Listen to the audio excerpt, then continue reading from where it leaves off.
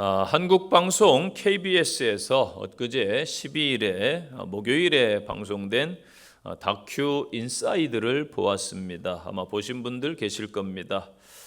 흉부외과 의사들의 가혹한 현실을 알리는 이 빅팀 편이 방송되었습니다. 2023년 6월 16일 수많은 대동맥 환자의 생명을 살린 심장혈관 흉부외과 고 주석중 교수가 갑작스러운 사고로 세상을 떠난 일을 기억할 겁니다. 평생 병원 10분 거리에 살면서 24시간 응급수술을 해온 주석중 교수, 그를 추모하는 목소리가 그 당시에 끊이지 않았습니다. 한 의사의 죽음이 이렇게 많은 사람의 마음을 움직인 이유가 과연 무엇일까요? 그가 평생을 지켜오던, 또한 지키고자 했던 것은 과연 무엇일까요? 대동맥 박리 환자들은 대부분 증상이 없다가 갑자기 대동맥이 파열돼서 응급실로 실려옵니다. 대동맥 박리는 시간당 사망률이 1%씩 증가해서 이틀 내에 사망률이 50%, 또 1분 1초를 다루는 초응급 질환입니다. 그러나 현재 365일 24시간 대동맥 응급수술이 가능한 병원은 한국에 많지 않습니다. 환자들은 병원을 찾아 헤매다가 손도 써보지 못하고 목숨을 잃게 된다고 합니다. 더 이상 환자들의 목숨을 길 위에서 놓치지 않기 위해서 응급 환자들이 오면은 언제든지 모일 수 있는 팀을 만들고 세상의 목소리를 내는 이들이 있습니다. 이들이 빅팀입니다. 그 이대병원의 송석원 전문의의 인터뷰가 생각이 납니다. 응급 환자들을 잘 치료하기 위해 병원이 있는 거잖아요. 흉부외과 의사도 마찬가지고요. 그런데 이렇게 팀을 가진 병원이 거의 없습니다. 길거리에서 환자들이 죽어갑니다. 이렇게 병원을 운영하면 돈이 되지 않기 때문입니다. 그래도 병원은 생명을 살려야 하는 곳이니까요. 대동맥 수술은 의사, 간호사, 또 마취과, 또 체외 순환사 등 보통 10명에서 12명의 대규모 인력이 필요합니다. 이런 인력과 시스템을 갖추고 24시간 동안 대동맥 수술이 가능한 병원이 지역에는 거의 없다고 합니다. 한 지역병원 의사는 교수가 되었지만은 한 달에 7, 8일 당직을 서고 주 100시간 이상을 늘 일합니다. 방송에서 딸아이와 휴대폰 통화를 하는데 딸아이가 그런 이야기를 했습니다. 아빠는 언제 집에 와? 이 말이 가슴을 아주 무겁게 했습니다. 아빠는 집에 언제 와? 흉부외과 의사들의 중도 이탈률이 높아지고 있다고 합니다. 2022년 작년 통계로 24.1%입니다. 즉 4명 중에 1명이 중도에 포기를 하는 것입니다. 그래도 사명감 하나로 이 흉부외과를 지키는 이 빅팀과 지역의 의사들이 있어서 참으로 감사를 했습니다. 이들의 목표는 단 하나라고 합니다. 내가 환자를 살린다. 한 생명을 살린다. 이 프로그램을 제가 보면서 도전을 받습니다. 가끔 봅니다. 저도 나름대로 이 땅의 목회자들도 참 열심히 부지런히 산다라고 자부를 해왔는데 이 대형 병원의 그 열악한 과, 소아과, 심장과, 흉부외과 의사분들을 보면서 참으로 부끄러웠습니다. 한 생명을 위해서 저렇게 살아가야 되는데 라는 생각이 들어서입니다. 우리도 영혼의 생명을 살리는 사람들, 예수의 제자들, 전령들입니다. 사명자들입니다. 다시 한번 이 시간에, 이 아침에 사명을 되새기기를 바랍니다. 우리의 인생이 한 번 살기 때문에 일생이라고 합니다. 일생 한 번 삽니다. 참 가치 있게 살아야 되겠지요. 어젯밤에 갑자기 잠이 잘 안 옵니다. 어제 이제 또 우리 배숙기 교사님 때문에 미림자매의 그 통화를 듣고 울면서 이렇게 이제 전화가 와서 그런 생각이 들더라고요. 그러면서 제가 이렇게 목회를 쭉 돌아봤어요. 그리고 안타까운 좀 더 사셨으면 좋았을 분들, 대구에 있던 그 형제가 생각났고, 또 부여에서 목회할 때에 아직 젊은데 그 당시 50 초반이었으니까요 생각이 났고, 또 밀양에서 목회할 때도 50 초반에 가신 귀한 또 형제님이 생각이 났습니다. 밤새 너무나 선명한 거예요. 얼굴이 정말 대구는 뭐 벌써 30년이 다 됐는데 그 형제 얼굴이 너무나 선명하게 다가왔습니다. 그래서 새벽에 일어나서 또 백원사님 위해 기도하고 그러면서 한 번뿐인 인생인데 하나님이 생명은 또 책임져 주셔야 되는구나, 그런 생각을 해봤습니다. 저와 여러분은 다 두 번 살 수 없습니다. 인생의 기회가 늘 있는 것도 아닙니다. 우리는 그렇기 때문에 때를 얻든지 못 얻든지 복음을 늘 가지고 있어야 되고 전달하는 통로 성도가 되어야 될 줄로 믿습니다. 오늘 본문에 보면은 빌립이 예수님을 만난 다음에 자기 친구에게 복음을 전하는 장면이지요. 저희들도 한 주 동안 말씀을 듣고 실천하셔서 우리가 늘 기도하고 있던 대상자들, 귀한 영혼들에게 복음을 전해줄 수 있는 그러한 성도들이 되시기를 당부드리겠습니다. 오늘 주시는 말씀, 첫 번째 주시는 말씀은 와서 보라, 이렇게 말하고 있습니다. 45절 보세요. 빌립이 나다나엘을 찾아 이르되 모세가 율법에서 기록하였고 여러 선지자가 기록한 그 일을 우리가 만났으니 요셉의 아들 나사렛 예수라. 아멘. 예수님의 제자가 된 후에 빌립이 취한 첫 번째 행동이 있습니다. 나다나엘을 찾아가서 전도를 한 것입니다. 안드레와 마찬가지로 복되고 기쁜 소식을 혼자 간직하고 있을 수가 없었던 것이지요. 45절에서 나다나엘을 찾아에서 찾아로 번역된 단어가 휴리스케이라는 단어인데 기본의 의미는 찾다, 만나다 이라는 의미입니다. 예수님을 만난 사람은 그분을 다른 사람에게 전해야 된다라는 것입니다. 신학자 또 종교개혁자였던 존 칼빈이 말하기를 이것이 복음의 본질이다. 또 믿음은 빛을 끄지 않고 사방에 두루두루 비추는 것이다 라고 말했습니다. 빌립이 나다나엘을 찾아갔습니다. 그 이유는 메시아를 만났다라는 확신이 들었기 때문입니다. 우리들도 오늘 한 영혼을 찾는 귀한 성도들이 되시기를 바랍니다. 이 나다나엘의 이름 뜻이 좋아요. 하나님이 주셨다 또는 하나님의 선물이지만 하나님의 진정한 선물인 구원을 아직 못 받은 거예요. 공고한 복음서에는 나다나엘 대신에 바돌로메라는 이름으로 나오는데 분명히 어찌 보면은 이 본명이 나다나엘이고 아마 별명은 이 바돌로메였지 않을까 그렇게 추정을 하고 있습니다. 빌립은 자기 친구 전도 대상자였던 나다나엘이 있었습니다. 여러분 좋은 것 생기면은 생각나는 사람이 아마 있을 거예요. 그 사람에게 복음을 들고 한 주 찾아가시기를 바랍니다. 나다나엘은 예수님을 알지 못했어요. 믿음도 구원도 몰랐습니다.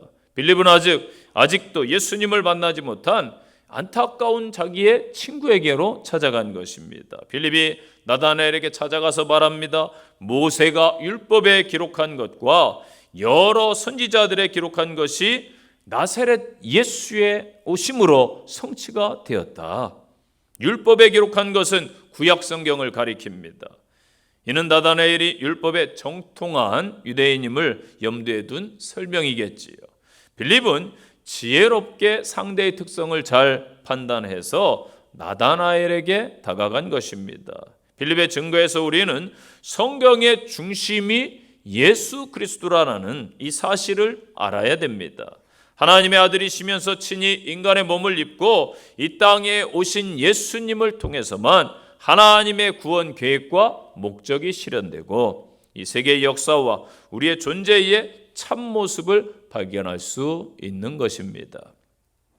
한편 빌립의 이야기를 들은 나다나엘의 반응은 어떠합니까? 시큰둥합니다.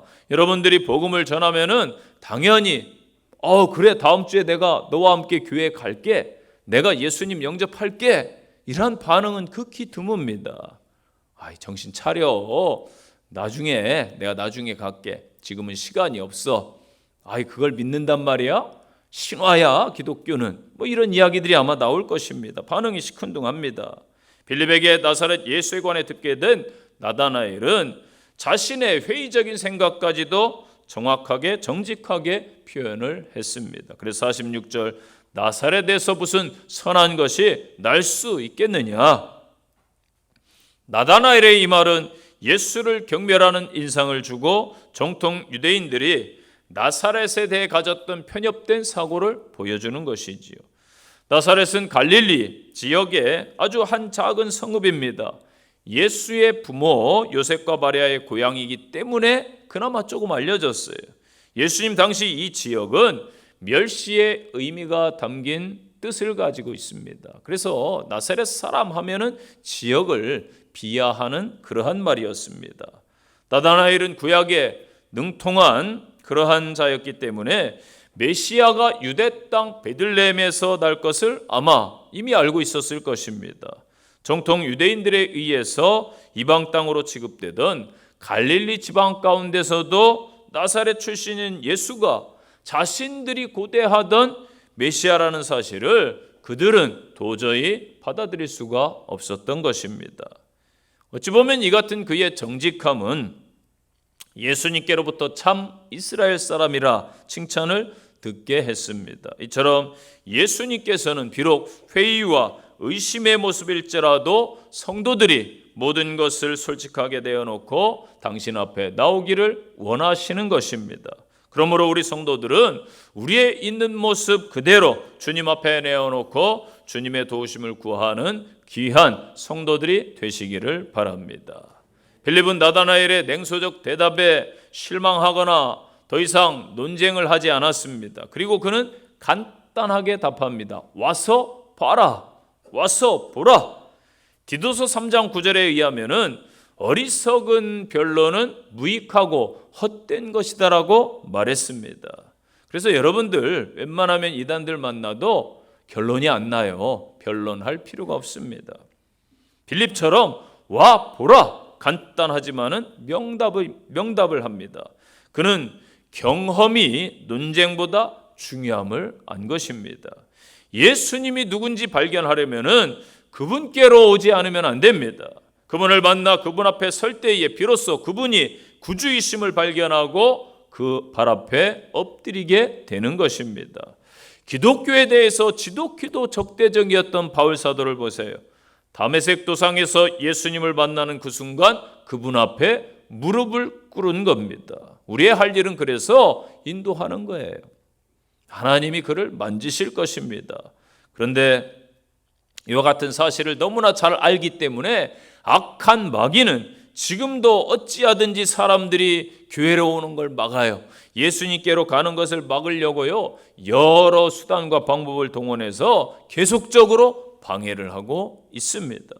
믿음은 예수님과의 만남이요, 그 만남으로 얻어지는 확신과 기쁨입니다. 그러므로 우리가 예수를 믿는다면은, 천국의 소망을 가진 성도라면은 다른 사람을 향해서 와서 보라, 담대하게 또는 간절하게 말할 수 있어야 되는 것입니다. 와 보라 이렇게 말하려면은 내가 먼저 예수님을 만나야 되는 거예요. 사람들은 내가 경험한 것은 자신 있게 이야기를 합니다. 여러분은 어떠신가요? 저도 그래요. 내가 가본 곳은 잘 소개할 수 있습니다. 영적 세계도 마찬가지예요.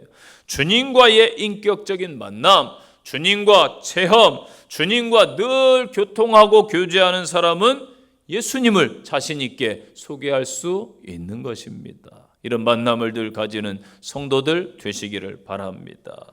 또한 와 보라라고 말하려면은 내가 확신이 있어야 됩니다. 내가 확신이 있어야 돼요. 여러분은 확신 가운데 거하는 성도들이 되시기를 바랍니다. 오늘날요, 이 대한민국에 어떤 범죄가 제일 많냐면은 사기꾼들이 제일 많다고 그래요. 이 전세 사기 이런 아주 흉악한 사기범들이 지금 나라를 망치고 있습니다. 이 한류 문화에 찬물을 끼얹어요. 이 영상 유튜브에 보면은 어떤 외국인이 한국 가면은 조심하라고 그러더라고요. 누구를 조심하라고 그러냐면은 의외로 사기꾼이 많아, 조심해, 이런 이야기를 하더라고요. 참 안타까운 일이지요. 진짜 많습니다.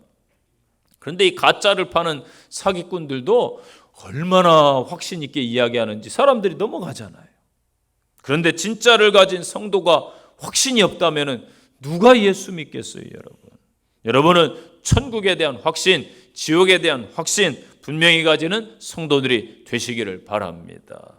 와 보라 말하려면은 내가 영혼을 불쌍히 여기는 마음이 있어야 되는 거예요. 불쌍히 여기는 마음. 왜 우리가 시간 들여, 정성 들여, 물질 들여 전도 대상자들에게 예수를 소개하고 있습니까? 다른 이유가 없어요. 그들이 불쌍하기 때문에, 안타깝기 때문에 멸망해 가는 채, 예수를 모른 채 지옥불로 들어가고 멸망길로 가고 있는데 안타깝기 때문이잖아요. 예를 들어서 내 앞에서 물에 빠져 사람이 죽어가는 사람이 있어요. 여러분 모른 채 할 수 있습니까? 내가 수영을 못해서 뛰어 들어가 구하지는 못해도 사람들에게 막 알리고 또 119에 전화도 해주고 아마 그럴 것입니다. 하나님께서는 모든 사람이 구원을 받고 모든 사람이 진리를 아는 데 이르기를 원하십니다. 디모데전서 2장 4절 말씀입니다. 또 베드로후서 3장 9절 말씀에 아무도 멸망치 아니하고 다 회개하여 천국에 이르기를 원하시는 줄로 믿습니다.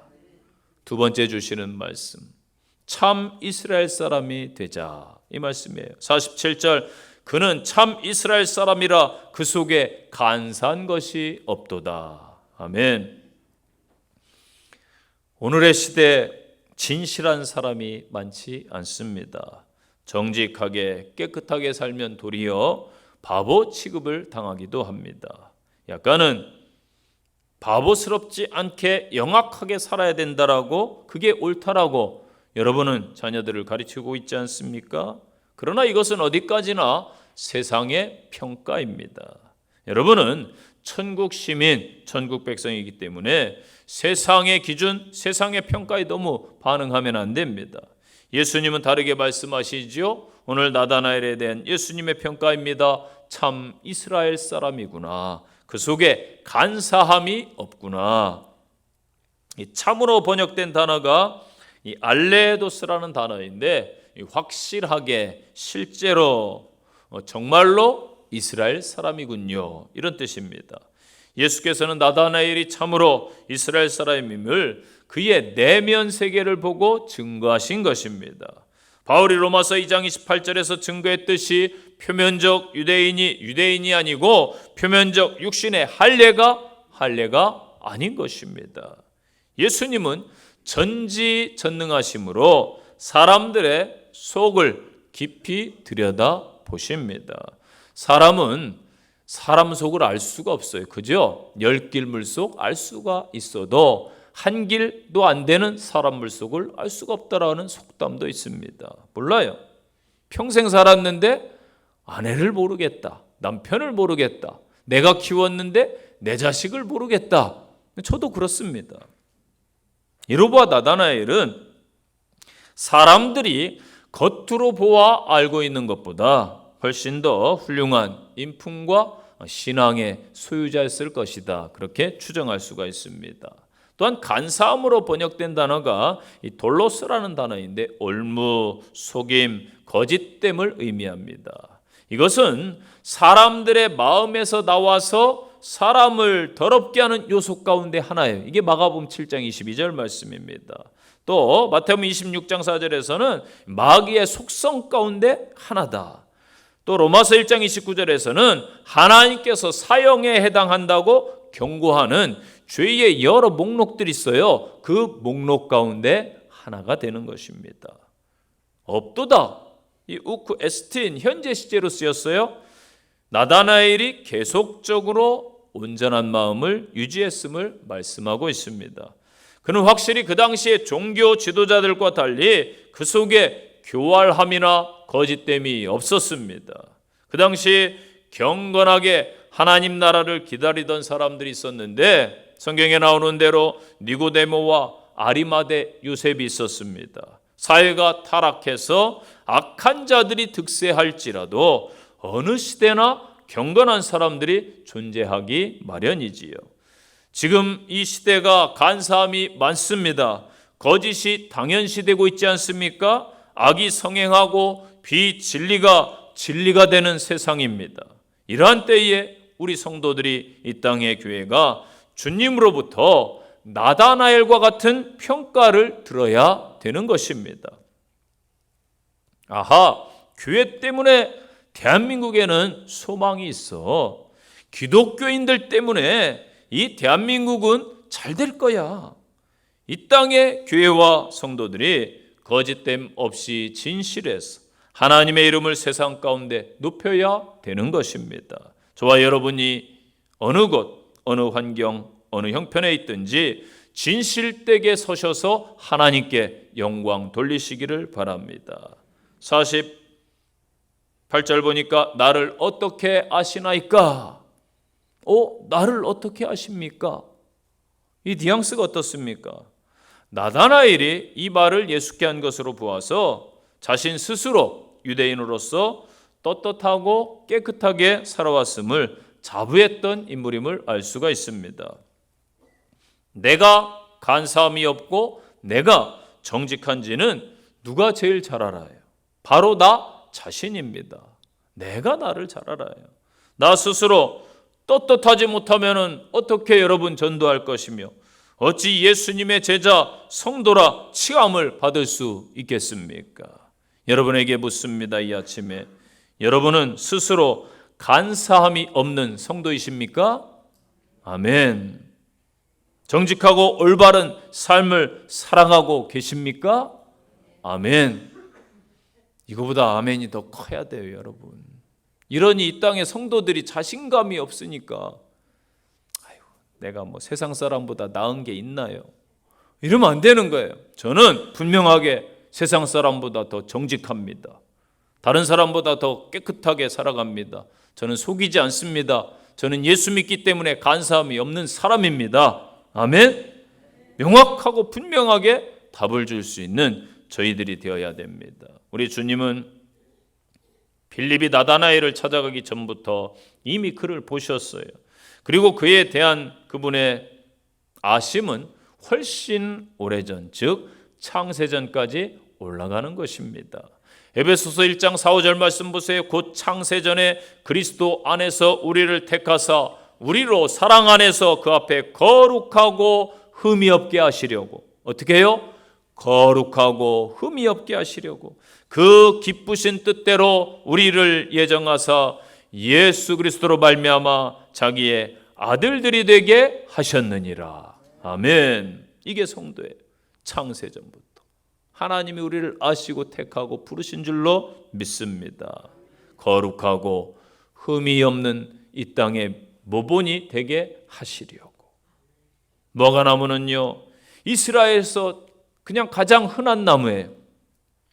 유대민족의 번영과 풍요를 상징하지요. 무화과는 잎이 풍성하고 그늘이 짙어서 그 무성한 가지 아래 앉아서 율법을 배우기도 하고 또 기도와 명상을 하는 경건한 유대인들이 있었습니다. 오랜 관습이에요. 나다나엘이 무화과나무 아래 앉아 있었다라는 것은 그가 메시아의 오심을 소망하면서 경건한 생활에 힘썼음을 보여줍니다. 나다나엘의 이 모습을 주님이 보셨다라는 거예요. 이것은 신적 전지, 그렇게 표현합니다. 저와 여러분이 남모르게 선행을 행하고 남모르게 또 경건 생활을 하고 힘쓰면은 우리 주님께서 모든 것을 살피시는 줄로 믿습니다.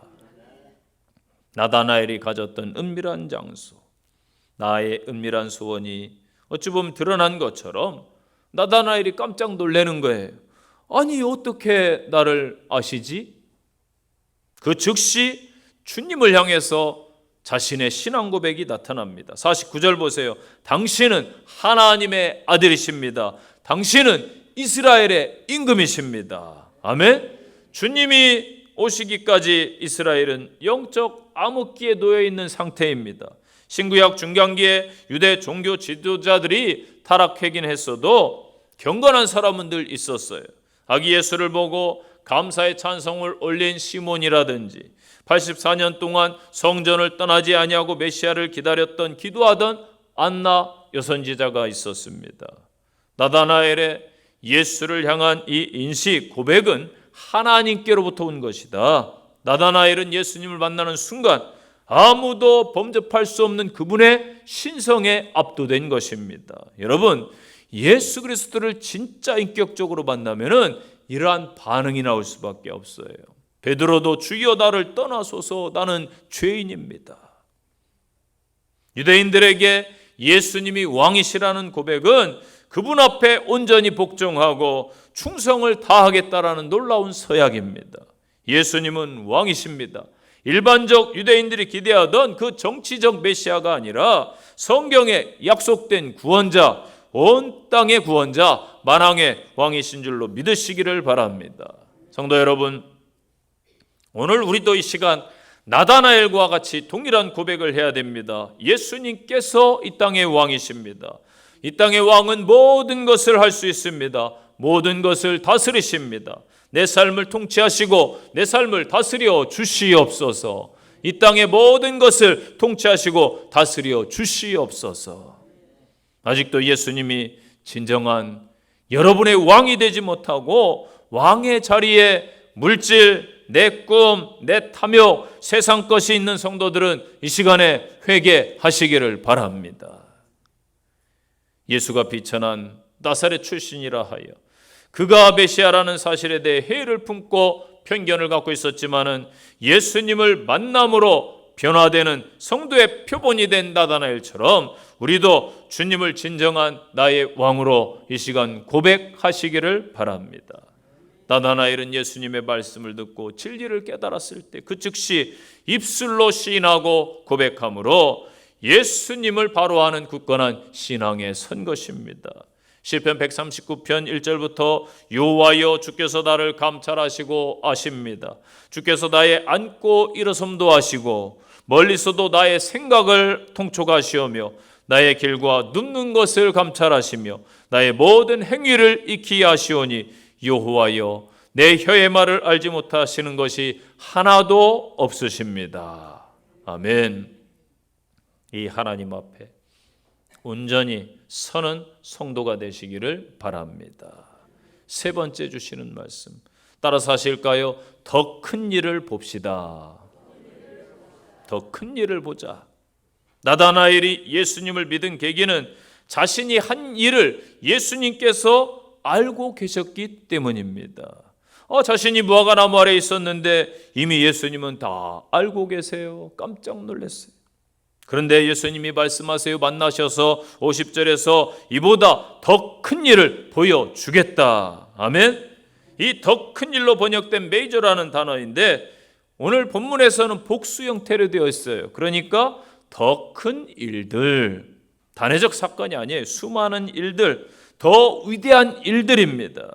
이것은 앞으로 나다나엘이 예수님을 통해서 보게 될 공생의 사역을 말씀하심입니다. 이 말씀 그대로 그는 수많은 기적의 현장에 있었습니다. 예수님과 함께 복음을 전하는 귀한 제자가 된 줄로 믿습니다. 우리들도 예수님의 더 큰 일을 기대하시고 그것을 친히 볼 수 있는 믿음의 성도들 되시기를 축복합니다. 보리라 이 단어는 미래 시제로 또 되어 있어요. 나다나엘이 앞으로 경험하게 될 귀한 사역들입니다. 예수 믿고 저와 여러분도 아마 수많은 간증들이 있을 거예요. 저와 여러분의 삶을 한번 뒤돌아보세요. 우리 주님의 손길이 안 미친 것이 하나도 없어요. 주님의 은혜가 아닌 것이 하나도 없어요. 매 순간 하루하루의 삶이 내 힘으로 내 능력으로 산 것 같은데 하나님의 함께하심, 하나님의 돌보심, 하나님의 인도하심인 줄로 믿습니다. 이 고백이 여러분의 남은 생애 동안 지속되기를 바랍니다.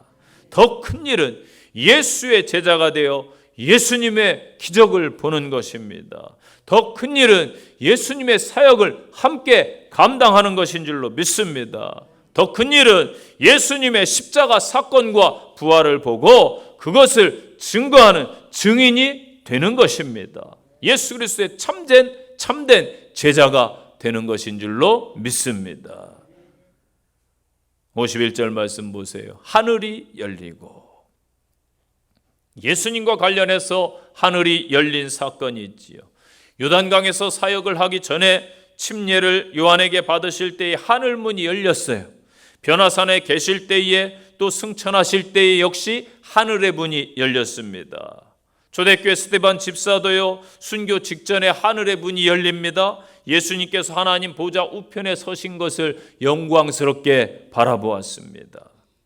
오늘 본문의 말씀은 하나님과 인간의 교통이 시작되어 하늘에 있는 것이나 땅에 있는 것이 다 예수 안에서 통일을 이루게 된다라는 말씀입니다. 에베소 1장 10절 말씀, 하늘에 있는 것이나 땅에 있는 것이 다 그리스도 안에서 통일되게 하려 하심이라. 아멘. 예수님은요, 하늘과 땅을 연결하는 중보자로서 자신을 나타내 보여주신 것입니다. 이 사명 때문에 예수님이 구원자로 오신 것이지요. 이것을 제자들에게 보여주신 거예요. 너희들도 이러한 사명이 있다. 구원의 사명. 완전하신 하나님이시면서 동시에 완전하신 사람이신 예수님은 하나님과 사람 사이에 유일한 중보자가 되는 줄로 믿습니다. 그래서 여러분, 예수님 외에는 구원이 없는 거예요. 이 땅의 이단들 보세요. 자기가 구원자라고 말합니다. 디모데전서 2장 5절 보세요. 하나님은 한 분이시요 또 사람과 하나님 사이에 중보자도 한 분이시니 곧 사람이신 그리스도 예수라. 아멘. 성도 여러분들이 예수님을 만나셔서 더 큰 일, 놀라운 일들을 체험하는 생애가 되시기를 바랍니다. 스데반처럼 여러분에게도 마지막 때에 주님 나라 갈 때 하늘문이 열려서 잘하고 착하고 충성된 종이라 칭찬받는 귀한 여러분의 삶이 되시기를 간절히 축복합니다. 결론의 말씀입니다. 예수 그리스도의 제자가 된다는 것보다 더 귀하고 가치 있는 일은 이 땅에 없습니다. 수많은 사람들이 지금 추구하는 세상의 명예, 물질, 지위, 권세는 모두가 다 사람에게서 이 땅에서 나온 것입니다. 주님의 부르심과 제자의 사명은 하나님께서 부여하신 것입니다. 저와 여러분을 돌아보세요. 가장 미련하고 약하고 비천한 중에 저희들을 택하셨어요. 이 귀한 직분을 받고 맡았기 때문에 감사함으로 항상 겸허하게 처신해야 되는 것입니다. 여러분들은 그리스도인이라는 이 신분을 귀하게 여기십니까? 아멘. 제자라는 사실을 떳떳하게 자랑하고 다니십니까? 아멘. 가장 가치 있는 복음을 가진 분들이 바로 여러분입니다. 그 복음, 그 생명, 그 영생, 그 천국, 그 모든 것을 주변인들에게 잘 전달해 주는 복된 사명자들이 되시기를 간절히 축원드립니다. 적용의 말씀입니다. 첫째, 복음 전파의 핵심은 사람들을 예수님께로 인도하는 것입니다. 이 한 주간에 와 보라고 담대하게 전파하고 복음을 나누는 복된 한 주가 되시기를 바랍니다. 두 번째 적용입니다. 각 사람의 행위는 주 앞에서 온전히 다 드러납니다. 사람 앞에서 또 하나님 앞에 신실하게 서는 한 주가 되시기를 바랍니다. 세 번째 적용입니다. 창세전부터 하나님은 나를 아시고 부르셨습니다. 부르심에는 때가 있습니다. 실망하지 말고 계속 전도하시기 바랍니다. 그래서 나는 정말로 열심 최선을 다하는 성도인가 자신을 돌아보시고 복음의 전령으로 다른 분들에게 와보라 증거하는 귀한 사명을 감당하시기를 축원드립니다. 기도하겠습니다. 하나님 아버지 감사합니다. 우리가 무엇이간데 하나님께서 사람을 붙이셔서 나를 전도하게 하시고 나를 위해 시간, 물질 여러 가지 헌신을 하게 하셨습니까? 우리 구원받은 그 복음의 진리를 알고 깨달아 타인에게 그것을 나누며 전달해주는 귀한 빛의 사명자들 되게 하옵소서. 악한 마귀는 이 세상을 더욱더 혼란하고 아버지 타락시키고 악하게 만들고 있습니다. 이 땅의 모든 것 분별하여 하나님 앞에 서는 귀한 성도들 되게 하시고 한 주간 세상 가운데 승리하는 성도의 삶이 되게 인도해 주시옵소서. 예수님 이름으로 기도합니다. 아멘.